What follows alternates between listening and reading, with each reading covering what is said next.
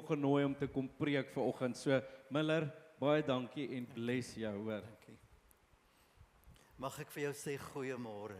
Dit is my so lekker om hier te wees. Ek waai vir jou, sal jy vir my terugwaai? Is lekker om julle te sien, baie. Ek onthou Eugene, toe hy nog sulke krulhaartjies gehad het. Eugene, het jy 'n foto om vir die mense te wys of steek jy dit iewers ter ver weg? Eugene het my gevra, toe ons so rukkie terug gesels het, om te gesels oor nederigheid. Nou ek het agtergekom, hoekom het hy my gevra, want ek is die nederigste mens wat hy ken. Die boekie op die mark wat ek geskryf het, is die dikste en die beste. Jy moet hom in die hande kry, anders gaan jy nie so nederig soos ek kan wees nie. Dit is vir my lekker om vanmôre bekende gesigte te sien. Maar wat vir my ook lekker is om vreemde gesigte te sien. Sê vir my, daar's nie 'n stagnasie nie, daar's 'n dinamiese groei en daarom is dit vir my so lekker om vandag saam met julle te wees. So 'n bietjie terugvoer van my en Annie, omdat ons vir 25 jaar hier was saam met julle en dit was vir ons 'n besonderse tyd om hier in Kameeldorp te wees. Maar so 'n bietjie terugvoer, dis amper 2 jaar terug nou al, kan jy glo, wat ons hier klaar gemaak het. En dis vandag, dag en datum, die tyd, wat daar iets baie spesiaal met ons lewens gebeur het, 2 jaar gelede. En dit was so 2-3 maande voordat ons hier sou klaarmaak. Ons het vriende wat in die Kaap bly en hulle is hier in Pretoria en hulle laat weet ons, kan ons gou saam koffie drink. En ons gryp die oomblik om saam met Herman en Ouna koffie te drink. Ons ken hulle van die dae voordat Kameeldrift of Noordkampus hier was, toe ons nog vriende was in Brooklyn. En ons weet, Ouna het 'n besonderse profetiese bediening wat ons het haar so leer ken. En soos wat dit ons baie keer ons gewoonte is, as ons klaar koffie gedrink het, dit was so 'n spesiale oomblik, sê kom ons vat gou hande en ons bid net gou saam. Ons het hier by Kafee Krimmetart gekuier en ons sê, en voordat sy sê, voordat ons bid, kan ek gou vir jou sê wat ek voel profeties die Here vir my wys. Sy sê, Miller, ek sien vir jou en Annie op 'n verhoog staan en julle bedien in 'n gemeente in 'n toeruimte, in 'n gebou in.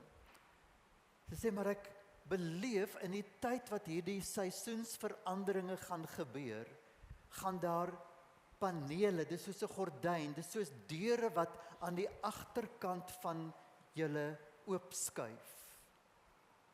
En as julle omdraai, dan is julle verras om te besef, daar is reeds 'n voorbereide gehoor.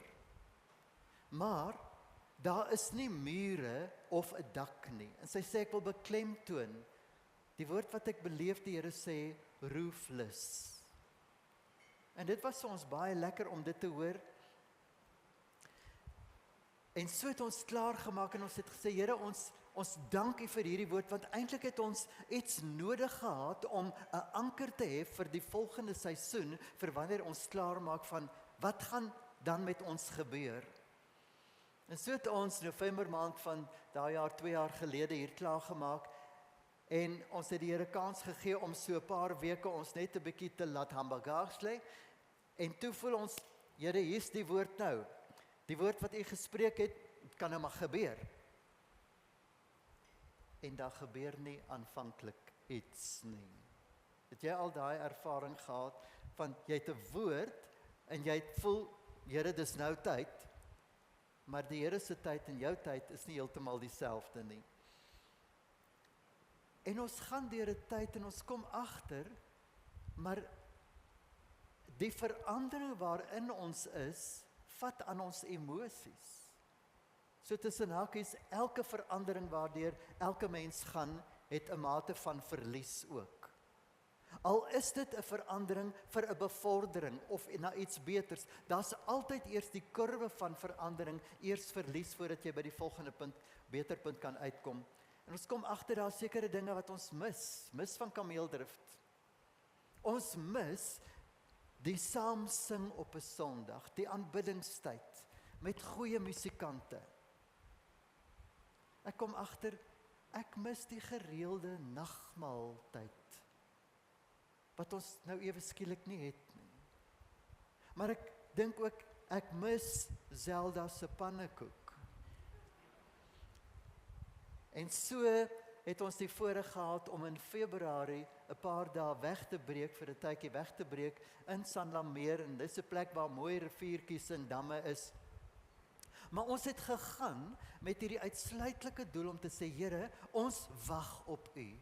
Ons wil ons nuwe fase betree en ons voel ons kom nie uit hierdie emosionele dip uit nie. En so het ons gegaan om net te sê, Here, ons wag op U. En daar gebeur iets baie besonders. En dis 'n datum in ons lewe wat ons elke jaar gaan vier as iets bonatuurliks, iets groots wat die Here in ons gedoen het. 22 Februarie. Ek sit die oggend lekker daar op by een van die bankies, so die damwater is hier by my. En dis vroeg in die oggend en as julle reg onthou, die Annie sê vir die Here, as hy wou gehad het, sy moes die son sien opkom, sou hy dit later geskeduleer het. So ek sit daar, sy is nog aan die slaap, maar ek lees in my Bybel en ek geniet net die oomblik, en die volgende oomblik is daar 'n gekletter en 'n gekwetter van voëls en eende, seker so 30 meter van my af, aan die ander kant van hierdie dam. En omdat ek my leesbril aan het, haal ek hom af,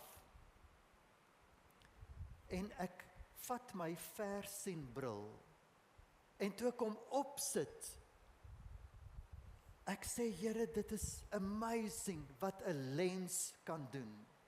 Dis asof ek verplaas word en ek sien daai voëls en die eende, ek sien hulle bekkies, hoe is hulle besig om met mekaar te beklei en te kere te gaan. Dis asof ek verplaas word en daar is. En daai oomblik gebeur waarvoor ek die Here vertrou het. En die Here praat met my en hy sê, Miller, vir 25 jaar het ek vir jou hierdie naby sienbril gegee. Want jy moes naby interaksie hê. Jy moes sien wat gebeur in een gemeente. Jy moes in hulle siel in gaan grou. Hulle moes jou toelaat in jou lewe en jy in hulle lewe. Sê maar, vandag gee ek vir jou in die gees 'n versienbril en ek wil vir jou wys hoe lyk my breë kerk. En iets gebeur en ek sê, Here, dis waarvoor ek gekom het. Dis waarvoor ons gekom het. U doen iets in my binnekant. Ek sê, dankie Here, en ek is besig om my goedjies bymekaar te kry, want nou moet ek vir Annie gaan wakker maak, want sy moet dit hoor. En terwyl ek my goed so bymekaar maak, hoor ek die Here sê vir my, jy dink ek het klaar gepraat, nee? Ek tog, Here, is daar iets meer? Is daar iets groters? Dis voldoende. Ek sê, Here, wat mis ek? Ek hoor so duidelik die Here sê vir my in my gees, jy het vergeet wie jy is. En dit stuit my so teen die bors en ek sê, Here, wat het ek vergeet? Wat wil U vir my sê? En hy sê, Miller, julle het vergeet dat julle royal is. En as ek sê ek is royal, beteken dit nie dat jy die gepepel is nie. As jy 'n kind van God is, en jy kan sê my pa is die koning, dan maak dit van jou 'n koninklike. You are royal. En vir 'n oomblik het ek dit vergeet, en met hierdie vars inspraak in my gees van wie ek is, gaan ek na Annie toe, en ek beleef daar, soos wat ek het met haar deel, dit val van die kop af tot in die hart, en die openbaring wat ek nou net gekry het, van die woord, stem so met haar saam, stem sy so saam, en dit is so spesiaal en lekker. Daar moes iets in ons lewens eers gebeur het, want ek het 'n emosionele gesond word, beide van ons in een oggend beleef. Baie keer gebeur iets soos 'n emosionele genesing oor 'n tydperk, en dit is heeltemal reg. Maar ek het beleef, dit kan absoluut verkort word. En van daai volgende dag af het ek die eerste oproep gekry. En ons het by radionetwerke betrokke geraak en hulle het ons genader om namens hulle te gaan praat by ander kerke. En daar het die geleentheid gekom waar ons die eerste aanlyn Bybelskool, dis van Moody, die Bible Institute in Amerika, wat ons die eerste aanlyn Bybelskool begin fasiliteer het, en ons ontmoet mense reg oor ons land. Hoor julle, hoe is die Here besig om vir ons te begin wys het hoe lyk sy breë kerk? As God 'n woord spreek, dan vat hy verantwoordelikheid daarvoor. Dis nie altyd so vinnig en so gou as wat ons dink dit moet wees nie. Maar so kom die uitnodigings toe om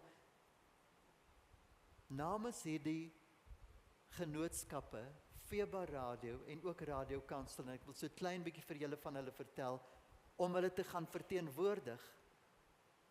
Dit het nog so 2 maande, 3 maande gevat voordat dit regtig begin het.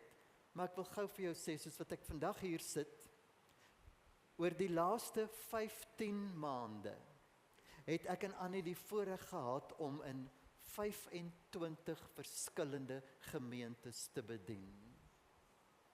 Wonder of jy saam met my net vir die Here wil sê dankie daarvoor. Wat Ouna vir ons gesê het, ons volgende gehoor, as die gordyne agter ons oopskuif, is 'n roofless, dis 'n oop geleentheid. Die Here vat sy woord en hy maak dit waar. Ons ontdek die mooiste mense. Hulle doen dinge anderster as wat ons dit baie keer hier doen. Party is bietjie meer tradisioneel, of hulle musiek is nie so mooi nie. Kan julle gou van een plek vertel, waar die ou sy, voor die tyd nou, sy gitaar so stram, en ek dink, hy gaan dit seker nou stem. Hy het nie. En my musikale oor het moeilik saam gesing. So môre vir my lekker om weer hier saam te sing. Maar so is ons ook na die suide van Johannesburg toe op pad na 'n gemeente toe nou. Dis 'n erg tradisionele gemeente. En ek gaan nie die naam noem nie. Dink, wat is vir jou in jou oë 'n tradisionele kerk? Ons is na hulle toe. En op pad soontoe sê Annie vir my, Miller, jy het nie 'n das aangesit nie. Jy moet daarom in die vorm inpas. Ek sê, wel, ek het daarom 'n baadjie vandag aan. Hulle vat my soos wat ek kom.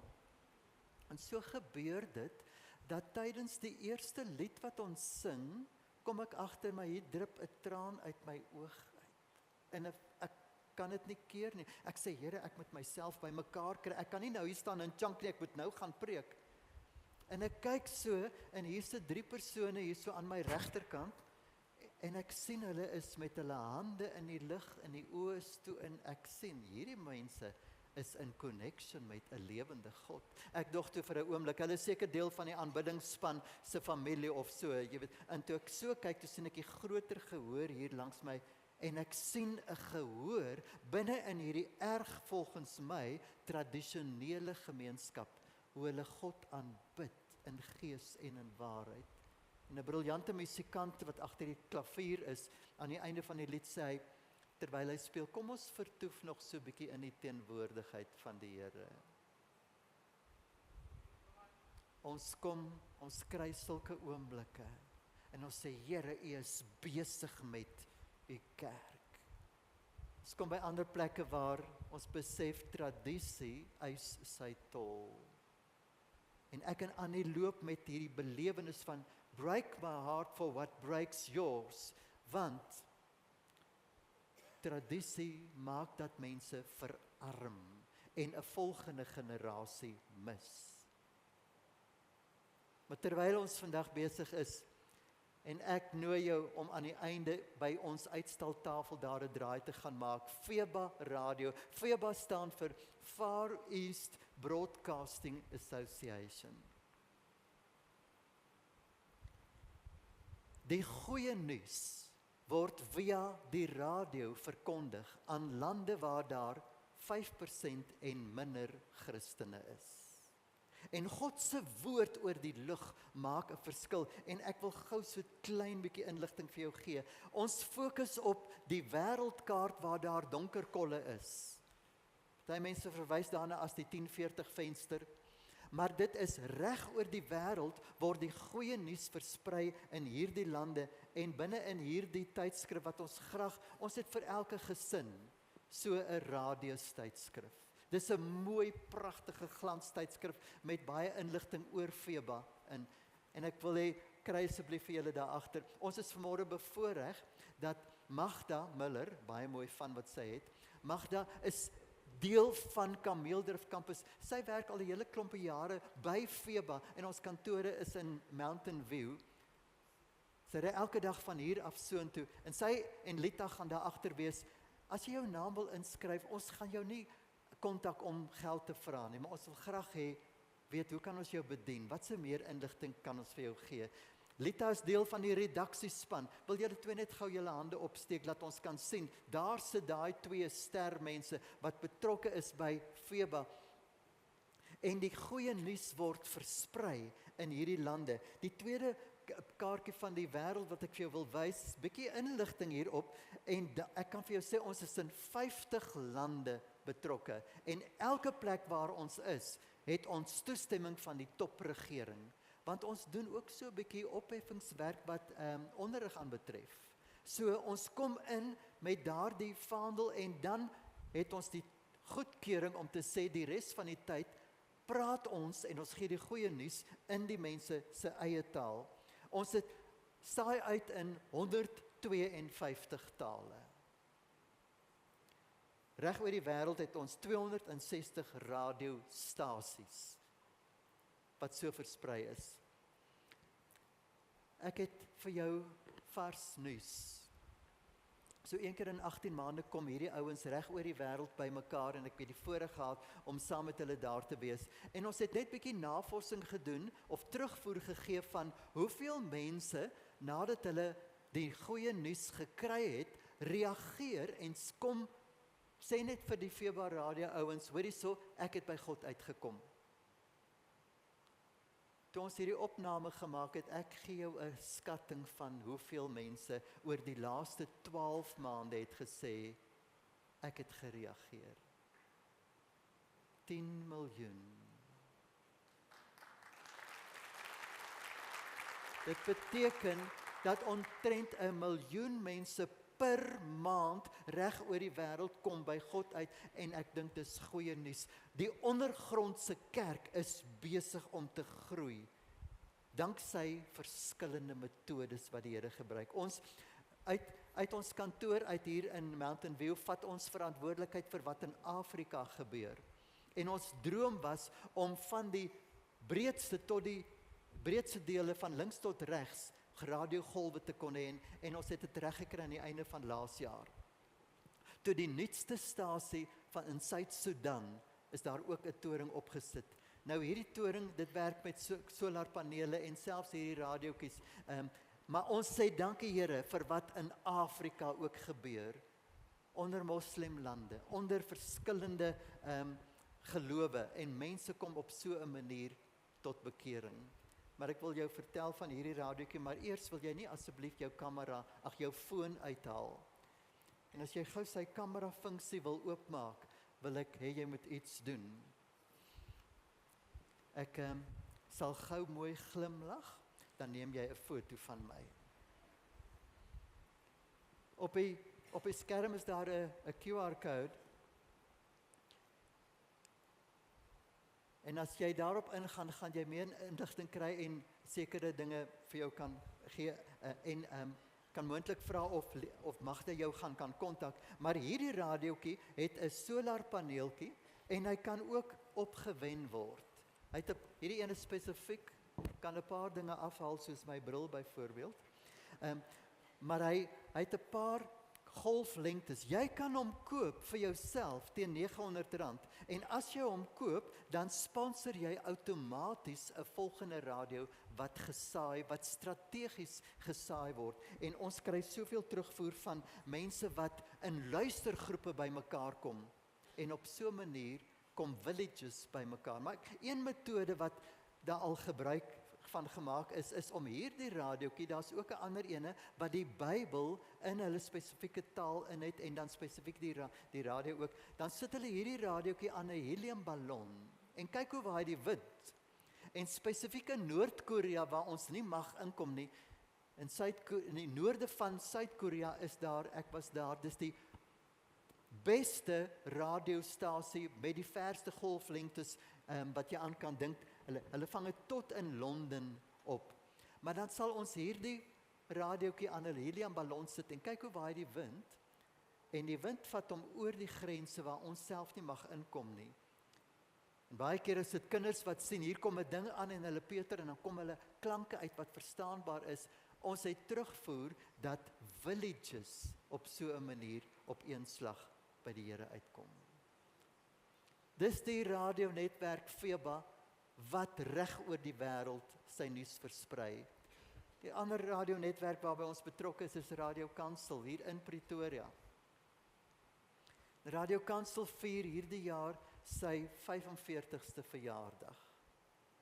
Ek het 'n paar programme waarvan een se naam Manne Stories is.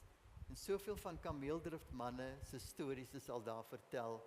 Ek het nou die dag gaan optel, dis min of meer so 300 manne wat reeds iets van hulle binnekant kom wys het en vertel het. En toe hulle nou gesels en praat oor wat gaan ons doen om dit spesiaal te maak in hierdie jaar, sê hulle, Miller, wil jy nie vir ons 'n produksie bymekaar sit nie? Jy het mos in die verlede al iets soos Kersfees in Augustus gedoen. Sê ek, ja, kan dit ondersoek. En die 28ste Augustus, hierdie Augustus maand, is juis Radio Kansel se verjaardag maand. En die 28ste Augustus, hier skuins oor kan die pad by United City, in hulle beautiful auditorium, kom ons by mekaar met 'n Kersfees in Augustus, waar sang en storie in mekaar vervleg word. Maar ek wil gou die aap uit die mou uitlaat. Ek het die kans gevat om vir Eugene te vra of hy wil sing. Toe sê hy, mense vra my deesdae net om te preek. Iemand het my lanklaas gevra om te sing en hy sê ja. Eugene, ek verwys nie na jou as die aap nie, maar dis die persoon wat saam met ons 28 Augustus gaan sing. En as jy daai nota wil maak, jy kan ook die QR code hiervan, by iTicket is ons kaartjies beskikbaar teen R200. Danksy borg kon ons dit lekker goedkoop maak. So dis 'n aand waarna ons uitsien. En terwyl ons nou oor nederigheid praat en ek lekker gespog het, ek mag hier 'n grappie vertel, nê? Ek sê gewoonlik, ek gaan nou 'n grappie vertel, want ek is nie 'n goeie grapverteller nie. Partykeer moet ek my hand aan die einde opsteek om te sê, die grappie is nou klaar lagbaar. Maar daar was hierdie 3 seentjies, laerskoolseentjies, hulle hou daarvan om oor hulle paas te spog. En die eerste een sê, my pa is so vinnig. Hy speel met homself tennis. Hy vat die tennisraket en hy slaan die bal hierdie kant en dan los hy hy hou die raket in sy hand en hy spring oor die net en dan is hy voor die bal aan die kant en dan slat hy die bal terug en dan hardloop hy om die net en dan so vinnig is my pa. Volgende een sê, is nog niks man. My pa is so vinnig, hy doen pyl en boog skiet. En as hy die boog hier span en hy los die pyl, dan laat val hy alles net hier en hy hardloop vooruit en hy vat die teiken en dis elke keer 'n kolskoot. Die derde enetjie sê, my pa werk elke dag tot 5 uur, maar hy's 4 uur al by die huis.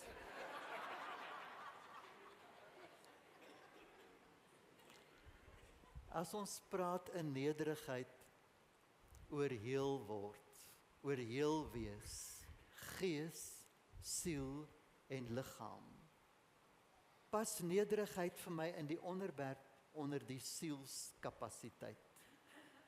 Maar ek wil gou net iets sê oor gees. Ek was 'n jong seentjie toe ek die voorreg gehad het om te sê ja vir Christus. In sonnaarskool terminologie, ek het my hartjie vir Jesus gegee. Weet jy wat het daai dag met my gebeur? Ek het 'n koningskind geword. Ek het royal geword. Maar my gees is van die ouderdom van 6 jaar af die konstantste faktor in my lewe. My gees is geanker aan God, omdat ek ja gesê het vir hom. En daar's geen, dis my opinie, daar's geen wankelrigheid in die feit van ek weet, ek is 'n kind van God. Ons uitdaging in die lewe gaan oor die siel en die liggaam. Want hierdie goedjies moet bietjie in lyn kom. Ons praat van die siel as die wie jy is, wil, intellek, emosies. En dit het heeltyd maar is in proses om dinge te maak gebeur. En volgende week dink ek praat julle meer oor die liggaam, gaan julle push-ups doen. Ons sal maar kyk wat gebeur. Maar hoor julle, binne in die komponent van nederigheid, sê ons Here, hoe kan ons heel word, heel wees? En as ons praat oor nederigheid, is daar 2 voorsetsels wat ek vandag vir jou net wil sê wat nogal belangrik is. Want as ons aan nederigheid dink, dan dink ons baie keer, ek moet skuis dat ek lewe wees. Don Price het my 'n ding geleer oor nederigheid. Hy het gesê, nederigheid is om bekend te wees vir wie jy werklik is. Want ek kan sê ek kan genoeg dink van myself. Maar ek moet nie noodwendig genoeg aan myself dink nie. Dis die verskil. Ek mag genoeg dink van myself. Jesus kan ek gebruik as 'n voorbeeld. Hy het gesê, en hoor 'n bietjie of is dit lekker arrogant, ek is die deur. Niemand kom na die Vader behalwe deur my nie. Ek is die lig vir die wêreld. Was dit arrogant? Dit was die waarheid. Want dit was en dit is wie hy is. En jy mag bekend staan vir wie jy is. Almal van ons het ons sterkpunte. Baie keer as jy vir iemand 'n papier gee en sê, aan die linkerkant skryf jou sterkpunte en aan die regterkant skryf jou swakpunte neer. Net so 5 van elk. Statistiek het bewys dat 'n groot persentasie kry dit reg om die swakpunte eers neer te sit, voordat hulle kan klaarmaak met die sterkpunte. Ek wil hê jy moet weet, God het in jou in belê, en die vertrekpunt vandag kan ek vir jou sê, jy is 'n kind van God. Nederigheid is nie minderwaardigheid, maar as jy jou Bybel hier het, wil jy hom oopmaak by Filippense 2. Ek wil vandag 1 vers so bietjie na kyk. En terwyl ek kan sê, ons het almal ons sterkpunte. En ek dink baie keer aan Eugene, en ek dink hy het 'n paar sterker punte, meer as die gemiddelde ou. Hy is selfs goed in wiskunde, julle. Maar dis hoekom hy met Jana getrou het, want sy is beter as hy met wiskunde. Maar Filippense 2 vers 3 sê, moenie iets doen uit selfsug of ydelle eer nie. Kan ek gou hier stop? Daar's 'n Griekse oorspronklike woord wat ydelle eer of selfsug hier beskryf. Dis die woordjie kenasdoxia. Kenasdoxia. Herken julle die woord doxa in daai samevoeging? Kenasdoxia. Doxa beteken heerlikheid, maar kenasdoxia beteken die gebrek aan heerlikheid. Dis die ontkenning of die afwesigheid van. En dit is die beskrywing van selfsug, eie eer. Wat eintlik sê, daar is geen eer aan, as dit vir jou gaan oor eie eer nie. Filippense 2 vers 3 sê, moenie iets doen uit selfsug of ydelle eer nie, maar in nederigheid moet die een die ander hoër ag as homself. Dis Paulus wat hier aan die woord is. En hy het Jesus hier as 'n voorbeeld, want Jesus het aarde toe gekom, hoekom? Om te kom dien. Wat ek nou gesê het is deels die waarheid, maar hy het gekom in sy identiteit as 'n diensknegt. Hy het nie net gekom as God, en kyk wat ek vir die mensies kan doen nie. Hy het gekom want sy wese, sy identiteit is om 'n diensknegt te wees. Ek is so bly, die storie van die Bybel maak 'n verskil in my en jou lewe. Storie van die Bybel is in kort, Adam het droog gemaak en as gevolg daarvan is daar afstand tussen God en mens. En God het gesê, hoe kan ek die mensdom weer naby intiem by my kry? En hy het sy seun gestuur, Johannes 3 vers 16, ken jy, sodat elkeen wat in hom glo nie verlore mag gaan nie, maar die ewige lewe kan hê. En Jesus het gekom as 'n baba. Ek is so bly die storie van die Bybel eindig nie daar nie. Want dan sou ons 'n pragtige koetjie babakie God gehad het. Jy hoor, ek sê dit met respek. Maar hy het gekom en op aarde geleef en ons het die wonderwerke wat ons weet van, wat ons lees van in die Bybel. En hy het gesterf. Dit sou tragies wees as die storie van die Bybel daar stop, want dan het ons 'n dooie God aanbid. Maar hy het opgestaan. En as die storie geëindig het terwyl hy op aarde was en steeds opgestaan het, dan het ons 'n lewende God aanbid, maar dan het die belofte wat hy gegee, die profesie, nooit in vervulling kon kom nie, want hy moes opvaar na die hemel toe, om aan die regterhand van die Vader te sit, sodat die weg oopgebaan was vir die Heilige Gees, om op aarde uitgestort te word, en jy kan so in Handelinge 1 en 2 daarvan lees, so kosbaar. Dis in kort die storie van die Bybel. God het in nederigheid gekom en 'n verskil gaan maak, en Paulus begin elke brief, ook hierdie brief aan Filippense, begin hy en hy sê, ek is 'n dienskneg. Ek is soos Christus. Ek is 'n dienskneg. Maar daar's 'n woord wat ek die laaste tyd dikwels beleef en hoor. En daar's nie 'n lekker Afrikaanse vertaling daarvan nie. Die woord is entitlement. So, ek het daarom die reg. Die lewe draai om my. Dit moet. Ek het 'n voorbeeld van entitlement toe ons onlangs in Bangkok was in die laaste vlug wat ons terug het, sit ek op die paadjie, by die paadjie, Annie sit langs my en 'n groterige ou sit hier teen die venster en ons is so 'n bietjie opgesqueeze. En die ry langs ons, wat 4 sitplekke is, daar sit net een persoon reg aan die ander kant.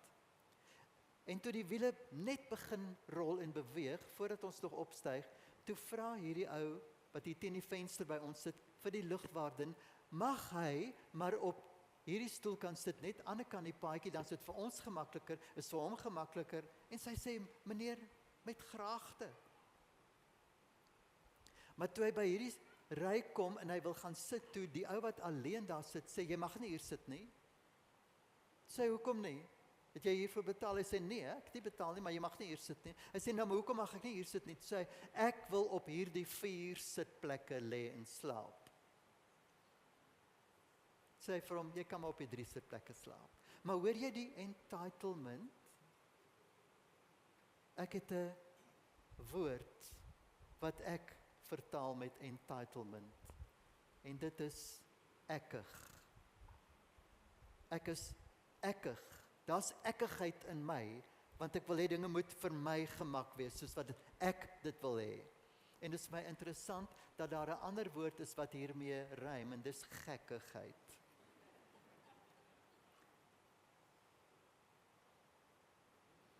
Eugene Peterson sê dit so mooi in die Message parafrase, as hy sê, hoekom is julle hier? Let me tell you why you are here.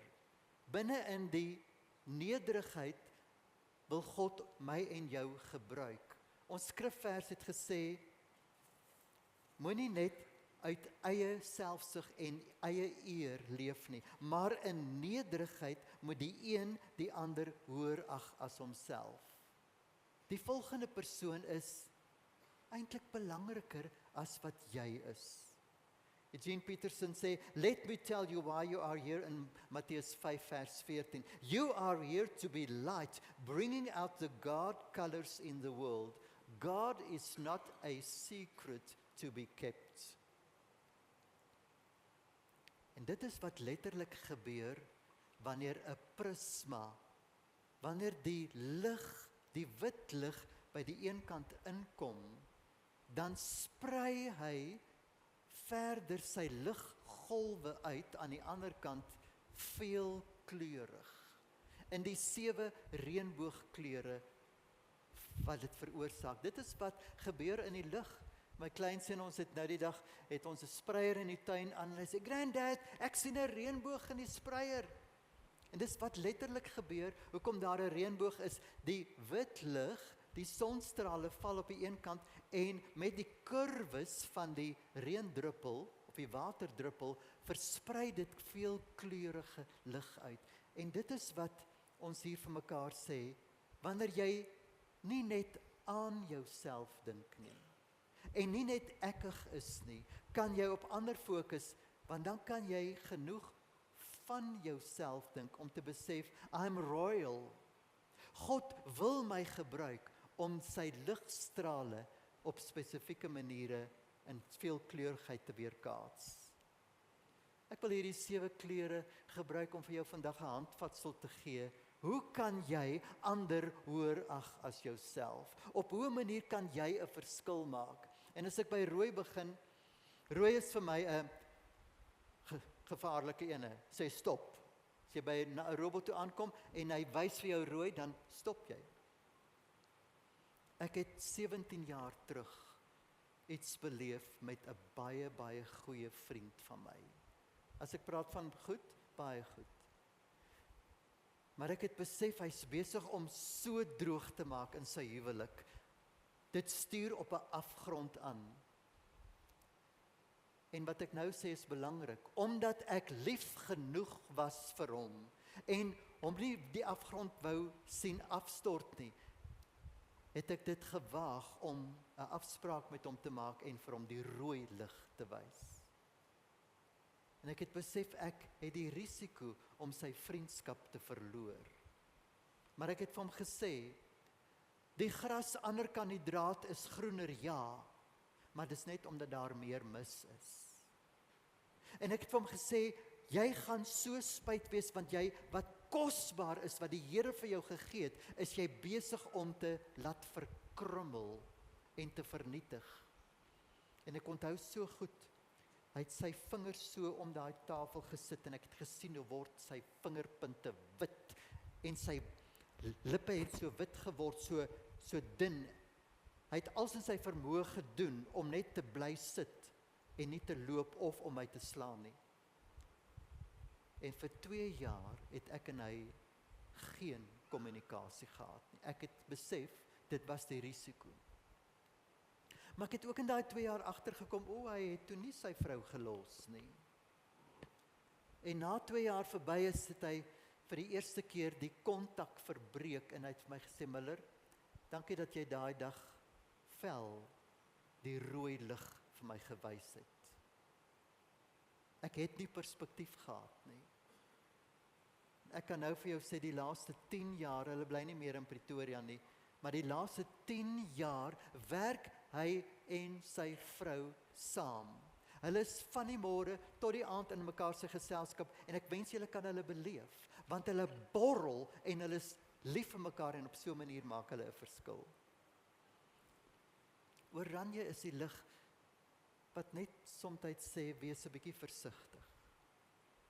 En dis die Heilige Gees wat soms net kom en sê, wag net so 'n oomblik, wees net versigtig.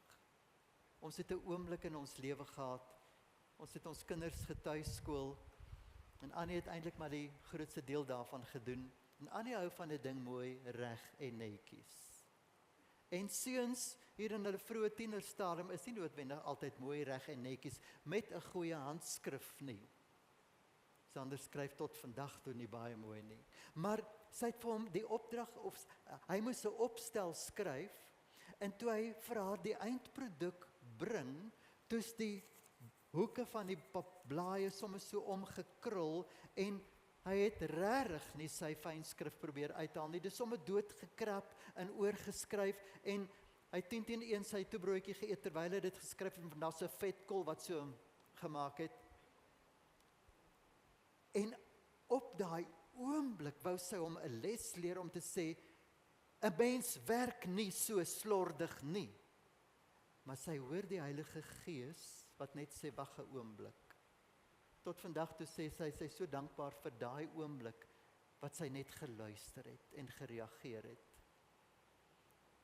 Want toe sy hierdie opstel van hom begin lees, toe kom sy agter, hy stort die binnekant van sy hart en sy gees hierin uit, om te sê in woorde hoe lief hy vir die Here is. Hoe begeerte hy het om vir die Here te werk, om hom te dien, hoe hy beloof om in sy eenvoudige tienertaal om altyd te dien, om altyd lief te wees. Sander is vandag in Kempton Park, nou al vir 10 jaar, in Vanderbijlpark, nou al vir 10 jaar lank 'n predikant. En ek dink daai dag was 'n crucial oomblik waar hy vir die eerste keer sy hart en sy roeping en sy begeerte uitgespel het. En ek sê saam met Annie, dankie vir die Here, vir die Heilige Gees, wat net 'n oomblik van versigtigheid toegelaat het. Die kleur geel het vir my te doen met openbaring. En soms lees jy in jou Bybel en het jy al die ervaring gehad, iets spring net uit. En dit praat in jou gees. Dit verander jou op daai oomblik. Maar miskien is dit nie net vir jou nie. Dalk moet jy dit net aan iemand anders stuur. En ek praat nie van stuur net 'n geforwardde WhatsApp message, wat forward to many nie. As iets in jou 'n verskil maak, het dit die potensiaal om in iemand anders se lewe ook die openbaring te hê. Groen sê vir my, by Robert, jy kan maar gaan. Goedkeuring. Ek en jy, dis 'n menslike behoefte, het die basiese behoefte van goedkeuring. Ons het nodig om soms gekomplimenteer te word. Maar ek wil waarsku teen oppervlakkige vlak komplimente. Partykeer gee iemand 'n kompliment, maar eintlik wil hy self net gekomplimenteer word omdat ek jou gekomplimenteer het. Ek dink aan die ou wat gesukkel het om 'n meisie te hê en hy het vir haar gesê, ek wil jou komplimenteer, want vir 'n vet meisie soos jy sweet jy besonder min.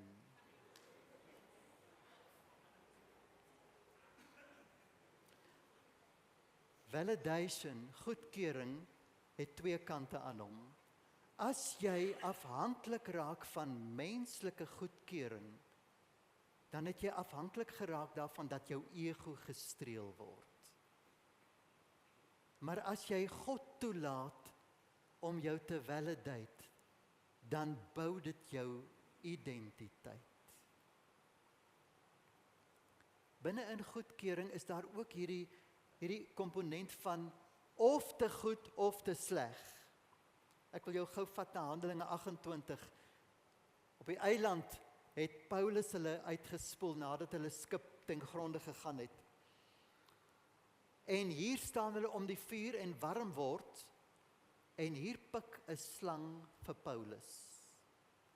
En die mense van die boerlinge van Malta sê onmiddellik, hy moet 'n duiwel wees. Want hy's gepik en hulle wag dat hy moet doodgaan. En hier staan Paulus en hy het die slang afgeskit en hy gaan toe nie dood nie.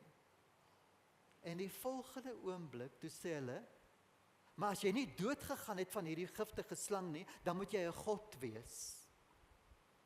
En Paulus moes sê, nee.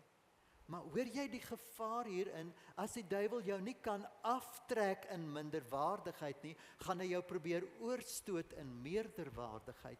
En geen een van daai twee is 'n gesonde situasie nie. Wees versigtig wanneer jy 'n kompliment kry. En soms sê ons, die Here het jou gebruik, jy het so mooi gesing, sê nee, is nie ek nie. Nee, dit was jy. Ek het jou stem gehoor. Dit was jy wat mooi gesing het, Eugene. Hoor jy?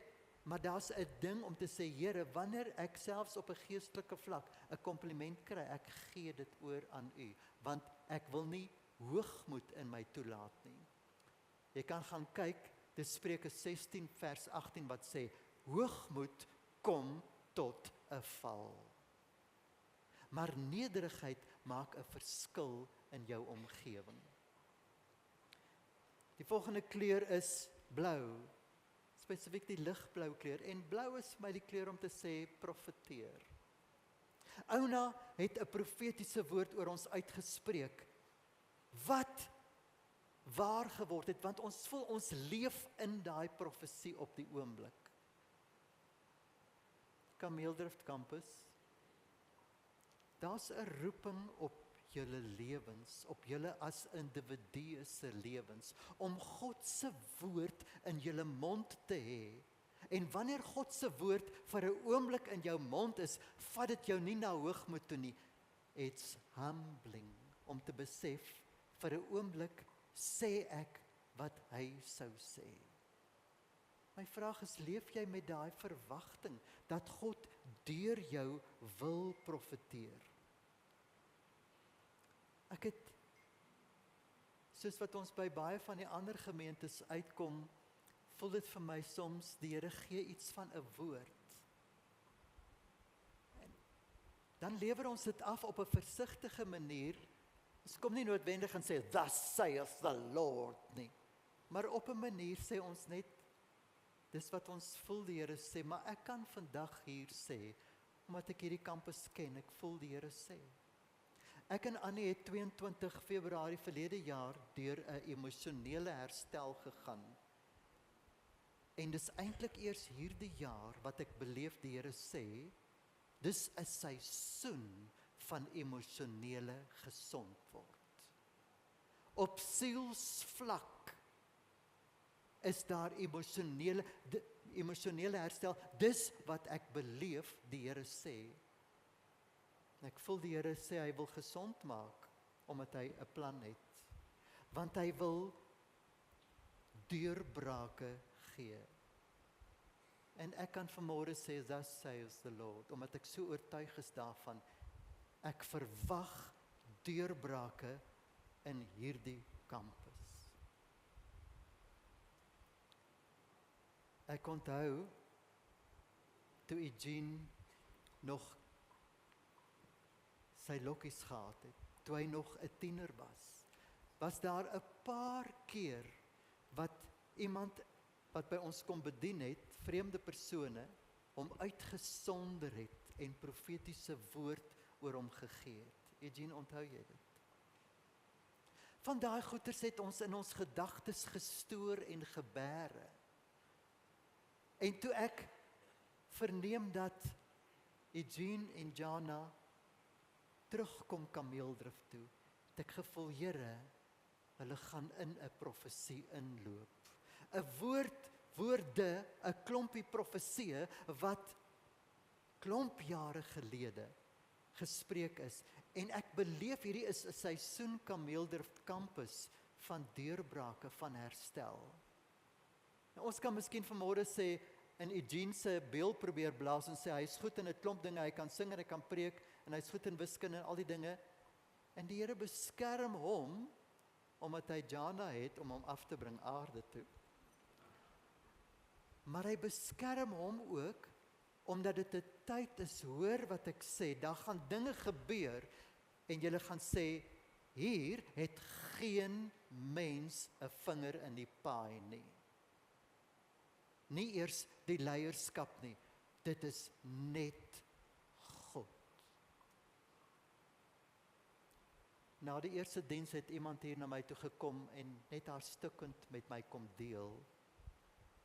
En ek kon vir haar sê, omdat ek min of meer oor die laaste 2 maande, ek noem dit 20 gevalle te doen gekry het, ek en Annie, waar ons besef het, mense het emosioneel herstel. Hulle het gesond geword, of dit is besig om te gebeur, en die Here is besig om die emosionele herstel tydperk te verkort. Want God het hier 'n plan met gesonde mense. Dis wat ek beleef die Here sê. Ek hoop julle vat die woord. Toe Jesus reg in die begin van sy bediening was, gaan hy terug na Nasaret toe. Na die omgewing waar hy groot geword het. En hy maak die boekrol oop by Jesaja 61 wat sê, die Gees van die Here is op my, om vrylating te bied vir gevangenes. Gaan kyk wat staan alles in Jesaja 61. Dit is 'n profetiese woord van Jesus en aan die einde daarvan sê hy, vandag het hierdie woord in vervulling gekom. So het ek beleef, Eugene, met julle terugkom, is daar iets van woord wat in vervulling kom. Maar Kameeldrift, ek het gou 'n waarskuwingkie. Terwyl Jesus hier die ding gelees het, het hulle gedink, wow, dis wonderlik. En hulle het begin glo, en ek pleeg 'n bietjie inlegkunde as ek sê, dit het een ou gevat om te sê, maar is hy nie Josef se kind nie? Ja. Ons het saam met hom kleilat gespeel. Ek het hom gewen daarmee. En hulle het Jesus as die verlede, as die klein seentjie onthou. En dit sê met hartseer, Jesus kon nie soveel wonderwerke in sy tuisdorp doen nie. Hoekom? As gevolg van hulle gebrek aan geloof. En hierdie woord is nie net gekoppel aan Eugene en die leierskap nie. Maar Kameeldrift Campus, ek hoop jy vat vanmôre die geloof en sê, Here, ek wil deel wees van die deurbrake. Ek wil deel wees van wat U wil doen. Volgende kleur is die donkerder blou, die indigo blou. En ek wil sê, vertel jou storie. Vertel jou storie, deel wat God met jou gedoen het met ander, want die kernbetekenis van storie is, doen dit weer. As iemand my vertel van wat het God in sy lewe gedoen, en dit roer iets in my, dan dink ek, as die Here dit vir hom kon gedoen het, dan kan hy dit weer doen. Doen dit weer in my. Ek wil julle een storie vertel van uit ons Kroukamp huishouding uit. Ons kinders was baie klein, toe koop ons 'n huis. En ek is nie 'n bouer nie, en ek was geflous met die mooi kosmetiese behandeling wat die huis gekry het, voordat ons hom gekoop het, want ons het 3 maande in die huis gebly en toe het hy begin bars. Ek praat nie van kraakverfbarsies nie, ek praat van barste, waar ons deur ons barshuis kyk, en sien hoe ry my buurman by sy hek in en uit. Ons kom agter, ons staan op turfstrook. En na so 3 weke is die bars kleiner, en dan is daar 'n ander ene. En ons besef, ons moet van hierdie plek ontslaa raak, so gou moontlik, en ons sit hom in die mark. En dan kom iemand, en hy sê, hy stel belang in die huis, en ons gaan na die bank toe, en die bank sê, jammer, ek kan nie 'n lening toestaan nie, want hulle woorde is, die huis staan in gevaar om in duie te stort. Dis 'n lekker iets om te hoor, dat jy so lekker rustig slaap in die nag. Watter muur gaan eerste wees, Here? Dat ek nie by hom lê nie.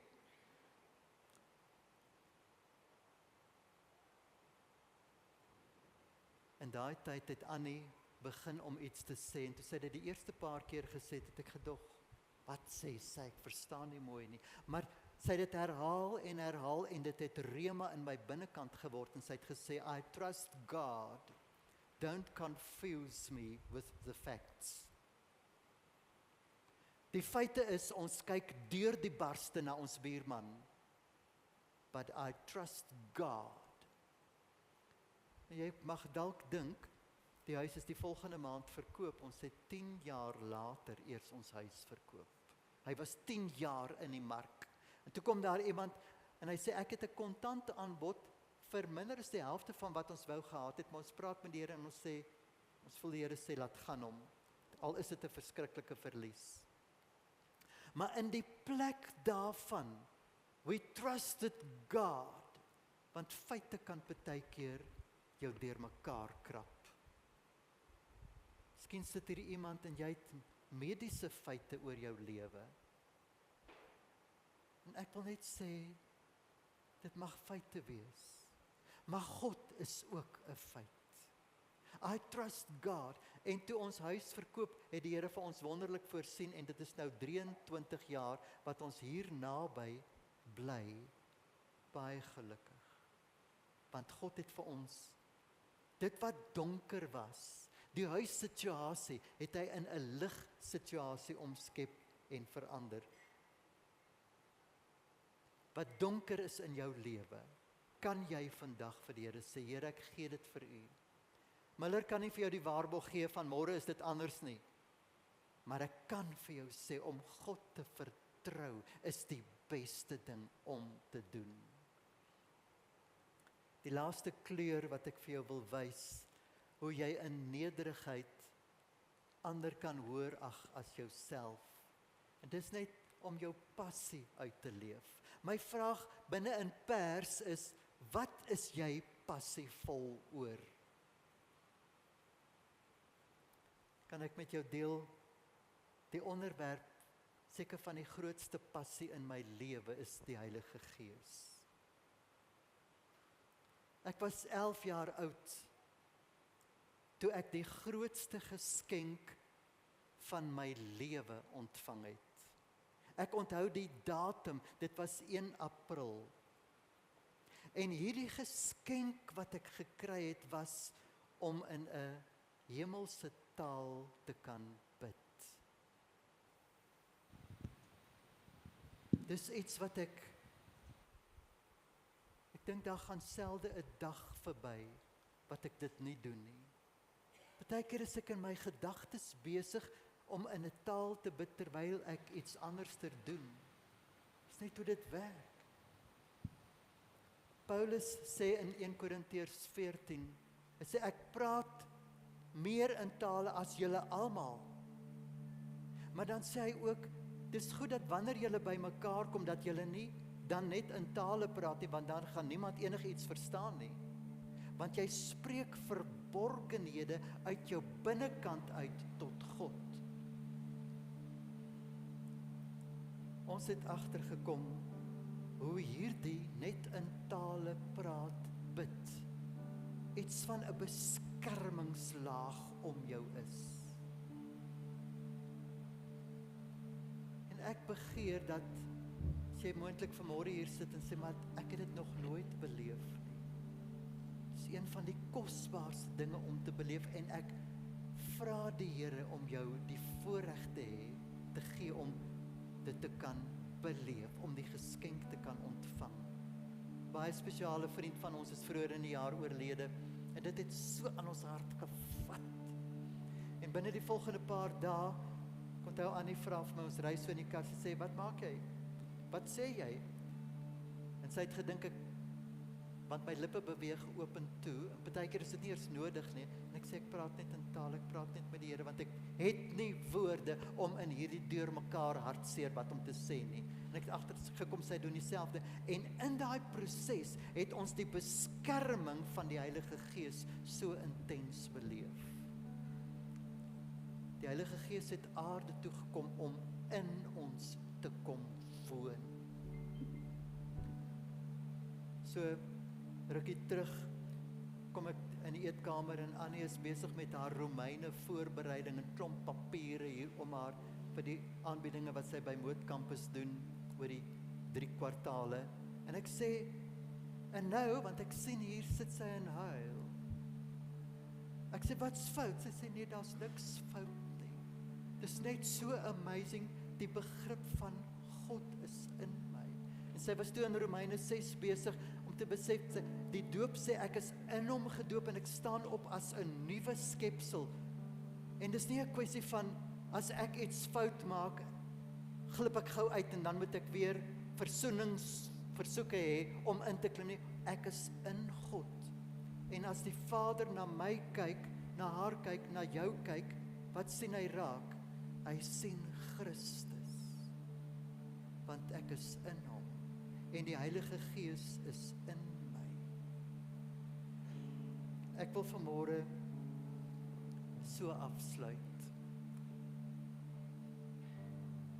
Ek gaan in my hemelse taal bid. Daar gaan moontlik nie 'n uitleg aan die einde wees nie. Maar ek het gevoel die Here sê, hy wil vandag die uitleg in jou binnekant, in jou hart gee. Moontlik herinner hy jou aan iemand wat jy 'n koffie mee moet drink. Of moontlik herinner hy jou aan 'n skrif wat onlangs vir jou openbaring is. Miskien herinner hy jou aan 'n profetiese woord wat oor jou lewe is en hy wil vir jou sê, ek wil hê jy moet in hierdie seisoen van heerlikheid inbeweeg. Wat die aard ook al daarvan is. Daarna gaan ek jou so 'n minuut kans gee net met jou eie voordat ek afsluit in 'n verstaanbare gebed. En Heilige Gees, ek vertrou U om nou in mense se lewens in te spreek. Dankie dat U in ons leef, maar dat U wil uitkom uit ons uit.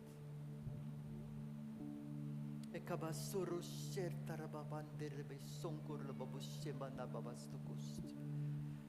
Besurluko shiri behandele bebere basonderluko sheya kabasambarla basurkuste.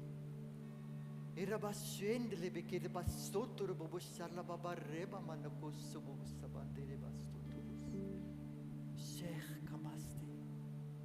Sheikh Krabastere bekorlo babushana la babastor to kostubast. Shirla baya bando kota. Berto Baba seba sonku seribike strustru mustabante. Rebar la baba seba